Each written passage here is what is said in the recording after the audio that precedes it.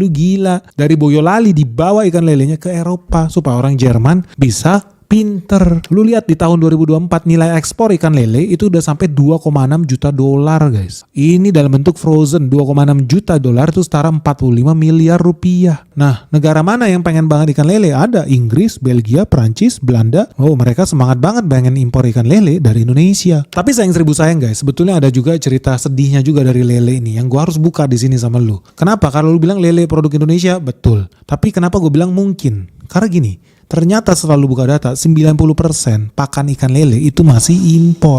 Nah ini yang sedih. Memang sih lelenya betul Indonesia punya, made in Boyolali atau made in Kediri guys.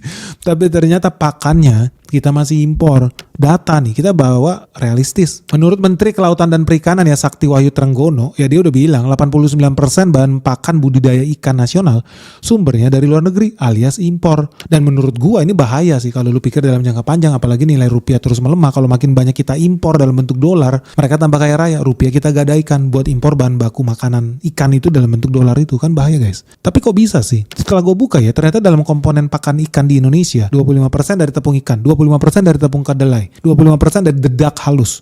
Sisanya kemungkinan pakai tepung jagung yang dicampur sama minyak ikan atau vitamin, mineral nih. Tapi dari situ udah bisa lihat ya komponen utama yang sebenarnya jadi komponen utama itu apa? Tepung ikan, tepung kedelai, tepung jagung, sama dedak halus. Ini komponen utama.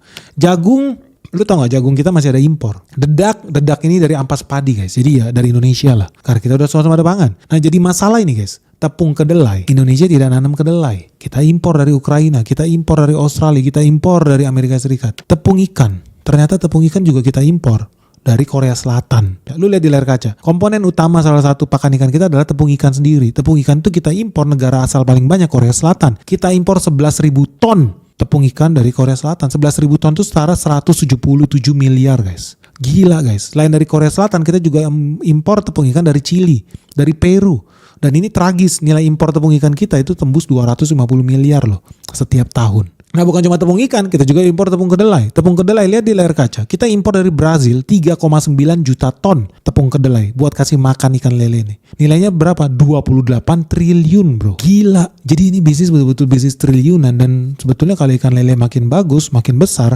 ya bagus sih. Tapi pemerintah juga harus hati-hati. Artinya impor kita dari Brazil, dari Argentina, dari Amerika Serikat, dari Korea bisa jadi naik signifikan juga. Dan inilah kenapa pentingnya ya Indonesia bisa segera ketemu produk substitusinya. Karena kalau enggak teman-teman harus siap.